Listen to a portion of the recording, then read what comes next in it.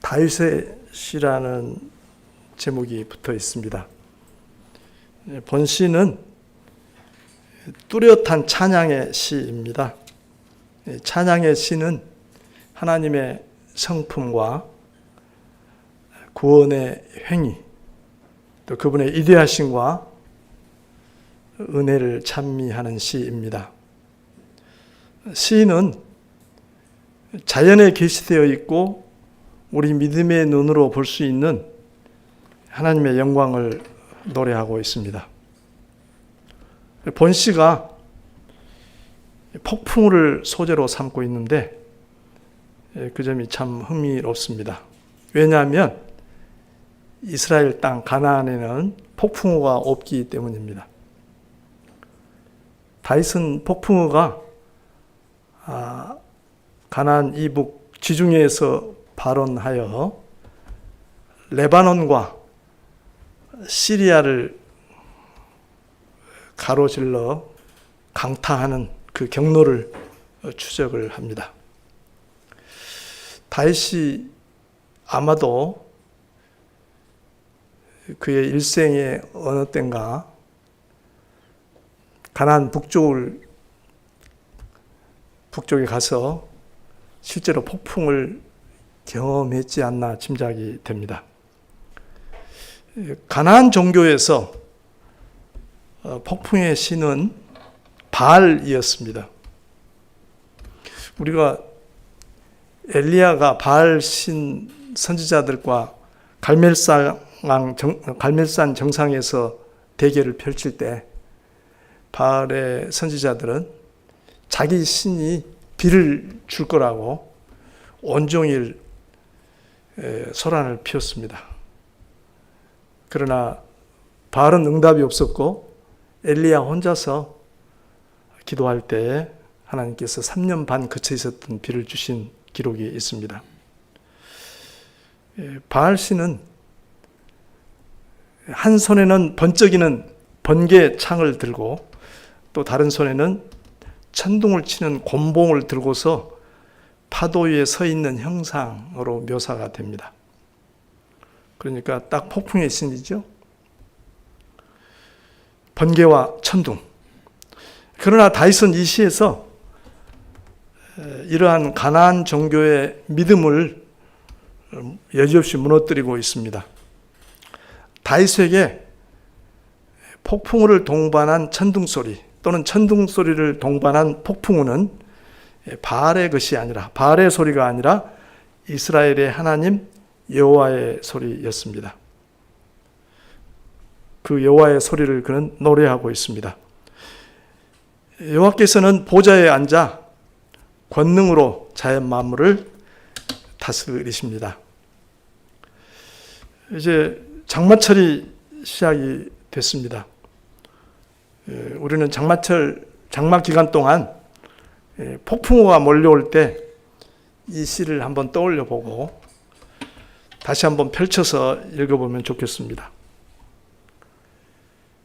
이 시를 통해 자연 현상을 바라보는 우리의 시각을 다시 가다듬고 만물을 다스리시는 하나님을 향한 경외와 신뢰를 돈독하게 하도록 합시다.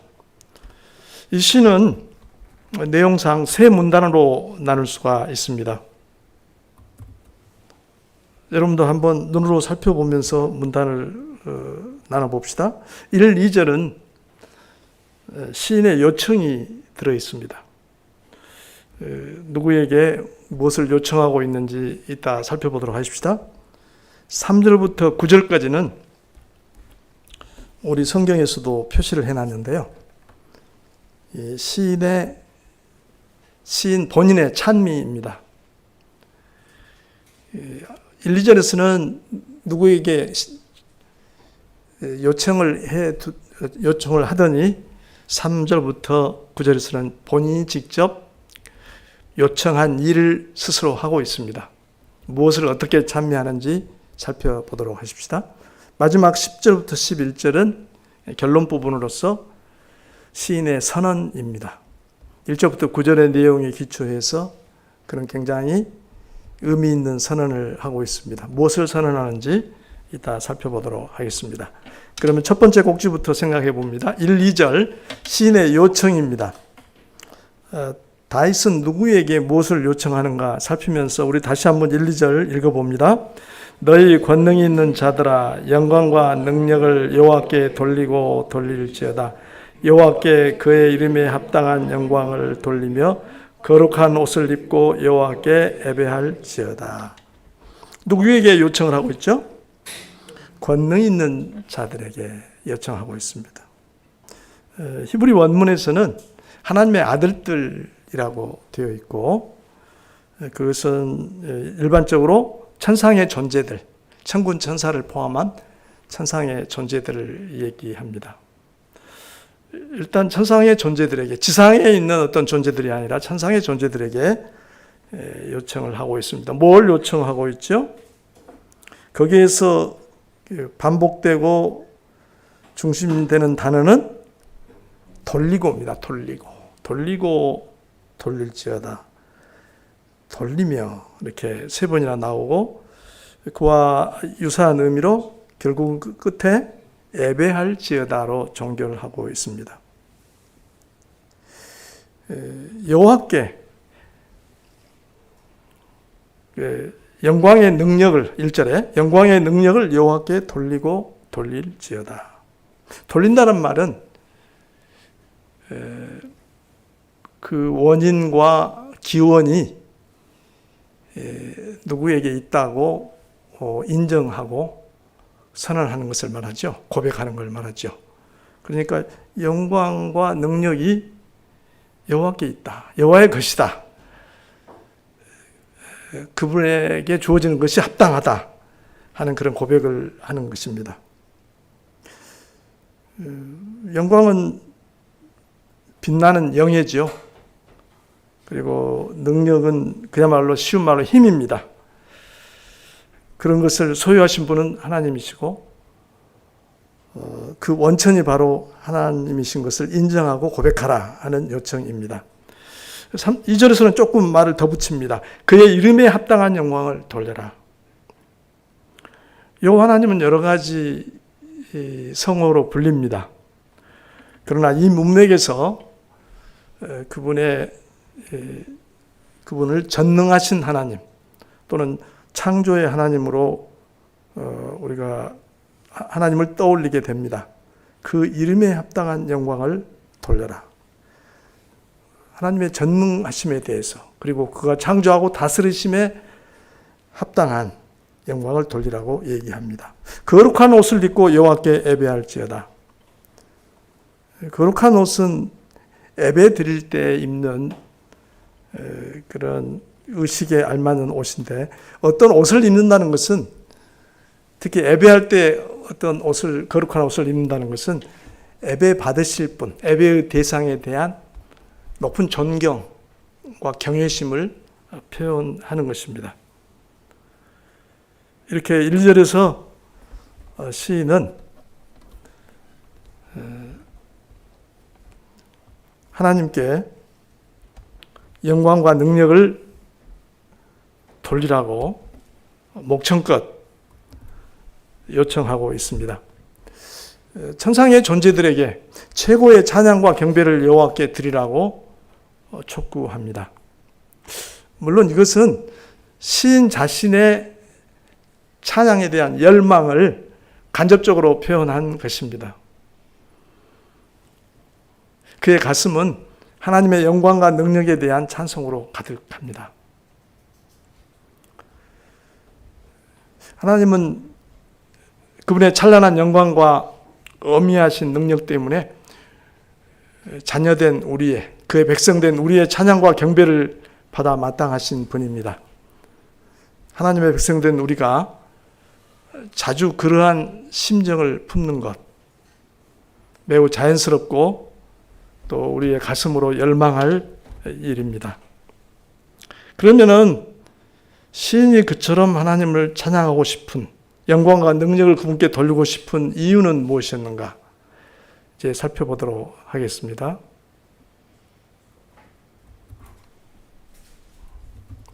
3절부터 9절입니다. 시인 자신의 찬양입니다. 다윗은 여기서 무엇을 어떻게 찬미하고 있는지 우리 차근차근 살펴보도록 해줍시다. 우선 3, 4절을 읽고 무엇에 대한 얘기인가를 좀 생각해 볼까요? 여호와의 소리가 물 위에 있도다. 영광의 하나님이 우레소리를 내시니 여호와는 많은 물 위에 계시도다. 여호와의 소리가 힘 있으며 여호와의 소리가 위엄차도다.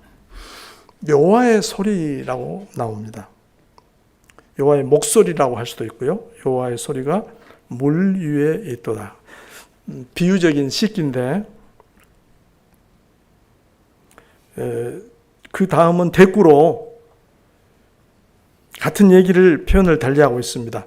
영광의 하나님이 우레소리를 내시니 그랬습니다. 그러니까 앞에 말한 여호와의 소리는 뭘 얘기하는 거죠? 우레소리를 여호와의 소리로 그는 듣고 있습니다. 우레소리에서 그는 여호와의 소리를 듣습니다. 그런데 그 우레소리가 어디에서 나옵니까? 앞에서는 물 위에 있도다라고 했고 뒤에 대꾸에서는 많은 물 위에 계시도다 얘기했습니다. 많은 물은 어디에서 발견할 수 있죠? 바다입니다. 바다. 그러니까 레바논 서쪽에 있는 지중해 바다를 의미합니다. 그 바다 위에서 우레소리가 우렁찬 천둥소리가 칩니다. 폭풍우가 지금 일기 시작하는 겁니다. 그 장면을 보면서 이렇게 시로 썼습니다. 1차적으로 이건 시입니다. 그러니까 그 시를 감상을 우리가 하는 마음으로 읽어보면 좋겠습니다. 그런데 그 우레소리가 어떻게 느껴옵니까? 4절에 여호와의 소리가 힘 있으며 여호와의 소리가 위엄차도다. 근데 그것을 귀에 들리는 천둥 소리에서 그치지 않고 바로 그 힘있고 위엄찬 천둥 소리에서 뭘 듣습니까? 여호와의 음성을 듣습니다. 여호와의 행위가 그 안에 그 배경에 있고 여호와께서 지금 뭔가 일을 벌이고 계십니다.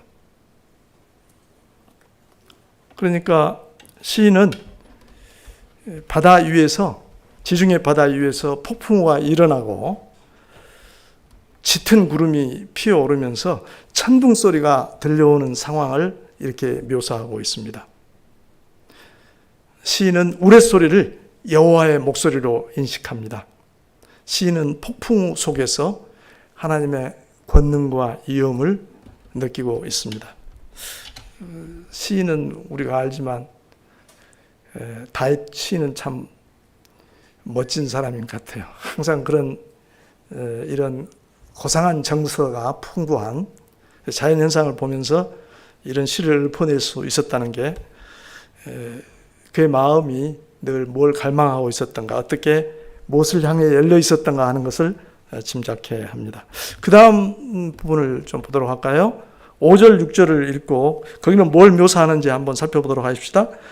여호와의 소리가 백향목을 꺾으시며 여호와께서 레바논 백향목을 꺾어 부수시도다.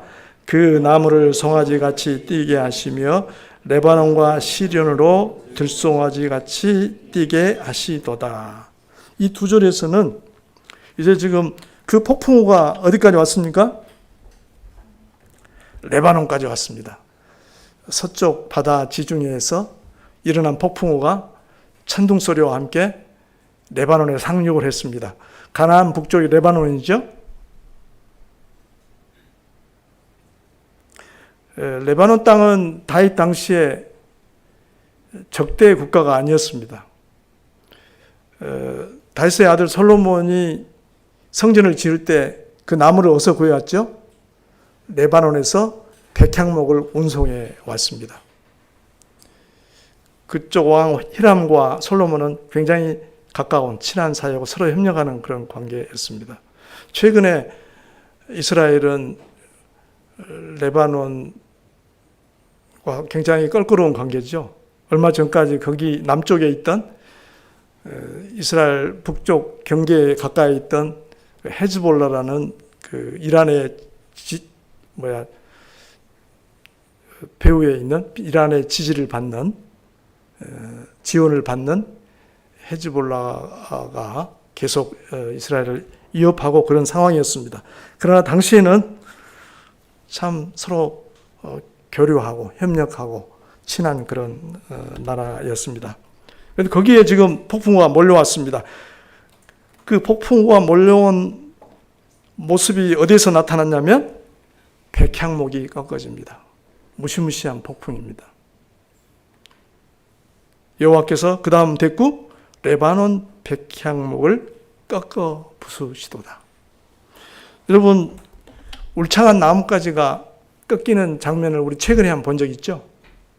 작년 겨울 지내면서 습기를 많이 먹은 눈이 주로 잎이 무성한 소나무에 내려앉아가지고 여러 곳에서 좋은 소나무들이 큰 가지 줄기가 꺾이고 하는 것들을 많이 봅니다. 요즘도 산책 가면은 누렇게 그 잎들이 바래고 땅 쪽을 향하여 꺾여 있는 나뭇가지를 보곤 합니다. 그 장면을 우리가 상상해 보면 좋을 것 같습니다. 폭풍이 몰려와서 그 레바논 땅에는 백향목이 그득했습니다. 레바논 땅은 지중해 연안은 좁은 평지가 있어가지고 거기에 무역이 성했던 도시들이 있었습니다. 대표적인 도시가 바로 드로아 시돈입니다.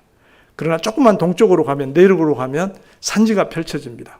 그리고 그 내륙 중앙에 아주 높은 산이 있습니다. 3,000m가 넘는 산, 헤르몬 산입니다.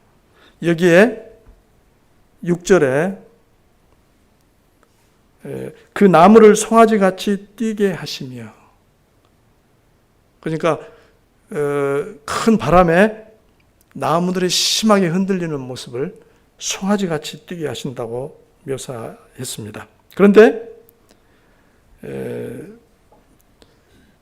단순히 나무 하나하나로 보지 않고 산 전체가 흔들리는 모습을 그 다음에 묘사합니다. 어떻게 해요? 레바논과 시련으로 들송아지같이 뛰게 하시도다. 시련이 바로 헤르몬 산입니다. 그러니까 레바논은 긴 산맥, 산지를 형성하고 있고 그 가운데 높은 헤르몬 산이 있습니다. 온통 그 산들의 수목들이 흔들리는 모습을 들송아지같이 뛰게 하신다고 묘사를 했습니다. 그러니까 폭풍우가 지금 내륙에 상륙해가지고 산악지역을 통과하고 있습니다. 시인은 천둥소리와 함께 백향목들이 꺾이고 온 산이 흔들리는 모습을 봅니다. 그리고 그 속에서 그는 하나님의 놀라운 힘을 봅니다. 이것이 이제 5, 6절에서 묘사하고 있는 내용이고요. 그 다음 꼭지로 넘어가도록 하십시다. 7, 8절을 읽고 뭘 묘사하는지를 살펴보도록 하십시다. 여호와의 소리가 화염을 가르치도다. 여호와의 소리가 광야를 진동하시며 여호와께서 가데스 광야를 진동시키도다. 가데스 광야를 진동시키도다.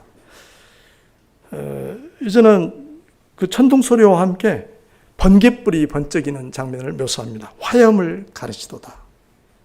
그죠? 폭풍 속에서 천둥 내리칠 때 우리는 번갯불을 보게 됩니다. 8절은 여호와의 소리가 광야를 진동하시며, 천둥과 번개가 내리칠 때 넓은 땅이, 광야가 진동합니다. 번쩍했다가 어두워졌다 번쩍합니다. 이 진동하는 모습입니다. 그런데 여호와께서 가데스 광야를 진동시키도다. 성경에서 가데스라는 명칭은 우리가 민수기에서 읽게 되는 가데스 바네아와하고 관련이 됩니다. 그러나 여기서는 거기를 얘기하지 않습니다. 바로 레바논과 시리아 땅 북쪽 편에 있는 거기에 오론테스 강이라는 내륙에서 지중해로 흘러들어가는 강이 있는데 그 강을 끼고 있는 넓은 광야가 있습니다. 그 광야를 얘기합니다. 그러니까 지중해에서 발원한 폭풍우가 레바논에 상륙해서 헤르몬성과 레바논 산지를 훑고 북쪽으로 가서 오론테스 강 주변에 있는 광야까지 갔습니다. 그래서 그 광야를 흔드는 모습입니다. 온 산천이 흔들립니다.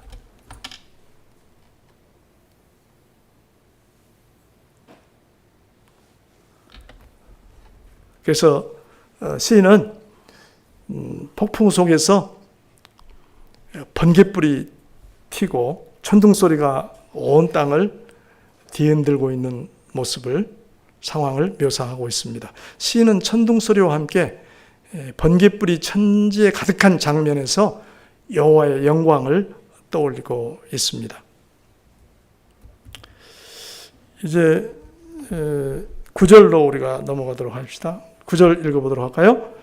여호와의 소리가 암사슴을 낙태하게 하시고 삼림을 맑게 벗기시니 그의 성전에서 그의 모든 것들이 말하기를 영광이라 하도다.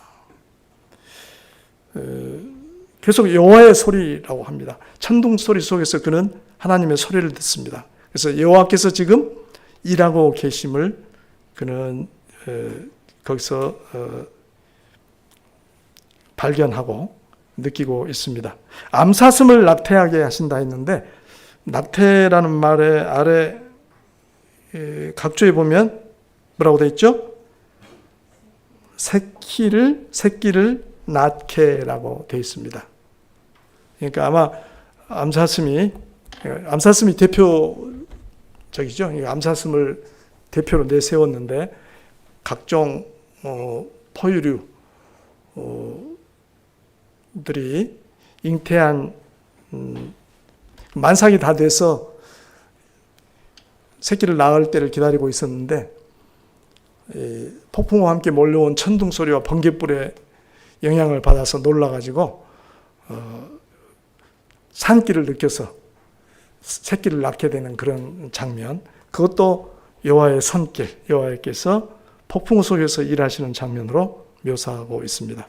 낙태하게 하시고 삼림을 맑게 벗기시니, 폭풍이 지나간 자리에 풀들과 나무들이 꺾여지고 또 누워있는 모습, 땅바닥에 누워있는 그런 모습을 상상하게 됩니다. 시는 이렇게 거센 폭풍과 지나간 자리에 산지에 누워있는 수목들을 묘사하면서 그게 바로 하나님의 손길이 스쳐갔다는 것을 그런 주목하고 있습니다. 폭풍우가 동물과 식물에게 큰 영향을 주었습니다. 이건 역시 하나님의 큰 권능의 산물이라고 그는 노래하고 있습니다. 그런데 9절 하반절에 조금 더 붙어있는 말이 있습니다. 그의 성전에서 그의 모든 것들이 말하기를 영광이라 하도다. 9절 상반절까지는 폭풍과 몰아치는 폭풍 속에서 일어나는 자연현상들에 대한 관찰이었다면, 여기서는 그에 대한 결론입니다. 그의 성전에서 그의 모든 것들이 말하기를 영광이라 하도다. 이 광경을 바라보는 모든 것들이 그의 성전에서, 그의 성전은 1절을 우리가 참고한다면 바로 권능 있는 자들이 있는 하늘의 존재들, 천상의 존재들이 있는 천상의 궁정을 말할 것입니다. 그곳에 있는 천상의 모든 존재들이 말하기를 영광이라고 합니다. 하나님께 폭풍 속에서 일어나는 이런 자연현상을 보고 영광을 돌리는 모습을 묘사하고 있습니다. 이렇게 해서 3절부터 9절까지는 거기에서 시인은 레바논과 시리아를 뒤덮은 천둥 소리를 동반한 격렬한 폭풍우, 그리고 그것이 일으키는 많은 자연현상을 보면서 여호와께서 권능으로 자연을 주관하심을 깨닫고 그 안에서 하나님의 영광을 봅니다. 그는 자연에 나타난 영광과 능력을 하나님께 돌리고 있습니다. 이같이 권능으로 자연을 주관하시는 하나님께서는 우리의 찬송을 받으셔야 마땅합니다. 우리 역시 자연 현상을 바라보는 영적인 감수성을 키워나가야겠습니다. 이제 마지막 곡지를 보도록 하겠습니다. 10절, 11절은 시인의 선언입니다. 다윗은 앞에서 노래한 자신의 노래에 기초해서 어떤 선언을 하고 있는지 10절과 11절 각각 살펴보도록 하겠습니다. 10절 읽어봅니다. 여호와께서 홍수 때에 자정하셨으며 여호와께서 영원하도록 왕으로 좌정하시도다. 여기서 홍수에 대한 언급이 나오는데 이 홍수는 구약 성경에서 딱 한 군데 나오는 단어입니다. 어디에서 나오죠? 노아 홍수. 노아 홍수에서만 쓰이는 단어입니다. 시인은 레바논과 헤르몬산에 일어났던 자연현상, 폭풍우를 얘기하다가, 묘사하다가 그 끝에 노아 홍수를 온 세계에 영향을 미쳤던, 온 세상을 뒤덮었던 홍수를 기억합니다. 그 홍수는 무엇을 보여주죠? 하나님의 주권적인 통치를 보여줍니다. 그래서 홍수 때 자정하셨으며 라고 노래합니다. 노아의 홍수가 됐던, 레바논의 폭풍우가 됐던, 그것은 하나님의 절대적인 통치를 보여주는 자연현상들입니다. 여호와께서 영원하도록 왕으로 좌정하시다 이렇게 노래합니다. 그래서 10절에서는 뭘 선언하죠? 여호와의 영원한 주권적인 통치를 선언하고 있습니다. 11절은 이제 땅으로 내려옵니다. 자, 11절 읽어봅니다. 여호와께서 자기 백성에게 힘을 주시며 여호와께서 자기 백성에게 평강의 복을 주시리로다. 자연 만물을 자신의 뜻대로 주관하시고 통치하시는 절대 주권의 하나님께서 이제 누구에게 관심을 가지시죠? 누구를 돌보시죠? 자기 백성을 돌보십니다. 그래서 자기 백성에게 힘을 주십니다. 그리고 자기 백성에게 평강의 복을 주실 것입니다. 기도이기도 하고 또 선언이기도 합니다. 그래서 참 다윗의 시의 결론이 참 은혜스럽게 끝납니다.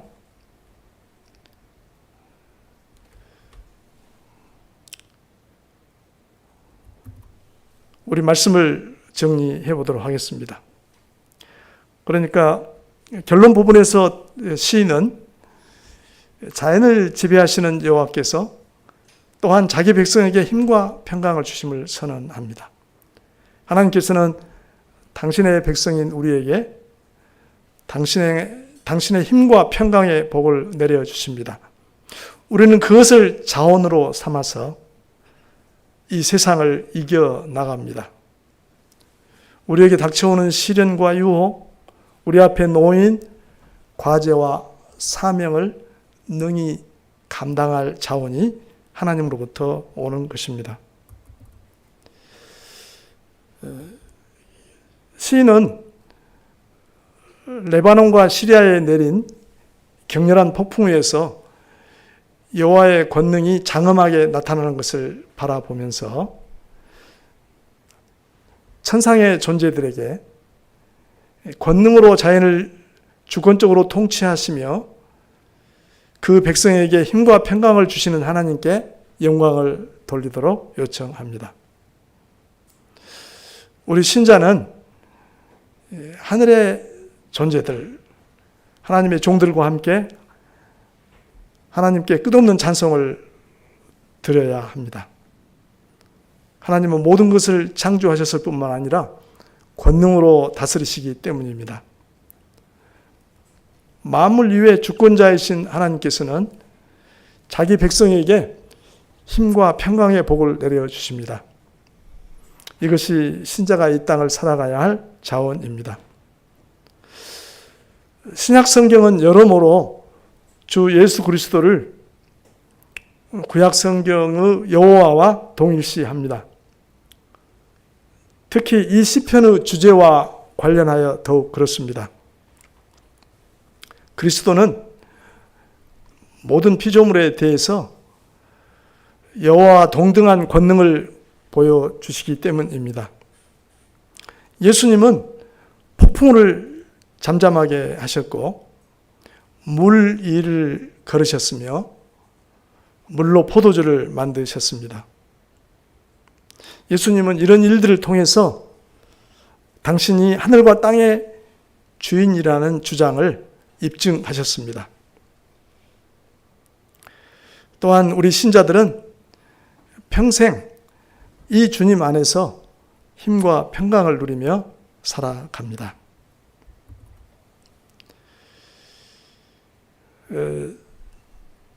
우리가 개역개정으로 쭉 말씀을 한번 살펴봤는데 지난주에 했듯이 오늘은 제가 새번역 성경으로 29장 전체를 29편 전체를 한번 읽어드리도록 하겠습니다. 여러분은 그 의미를 개역개정과 비교해 가면서 한번 들어보시기를 바랍니다.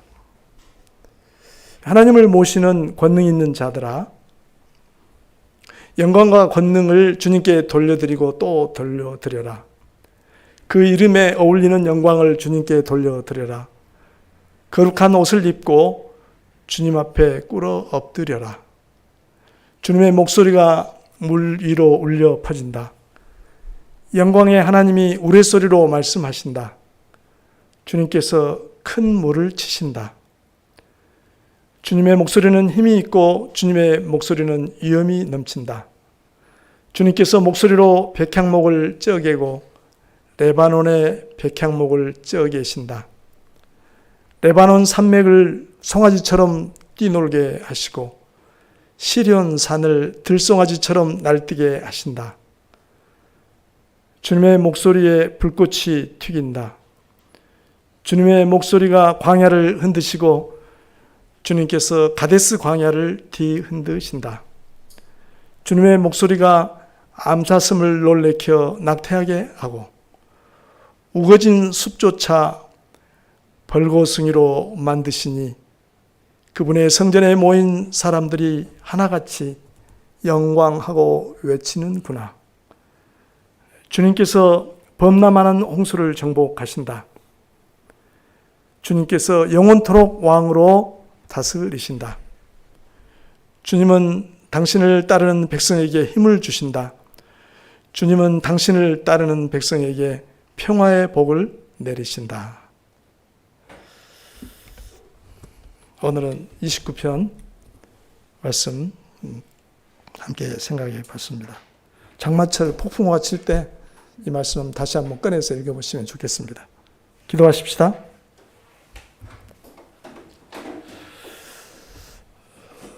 자비하신 우리 아버지 하나님, 오늘 저에게 주신 말씀에 감사드립니다. 시인 다윗은 레바논 지역의 매서운 폭풍우 속에서 하나님의 소리를 들었습니다.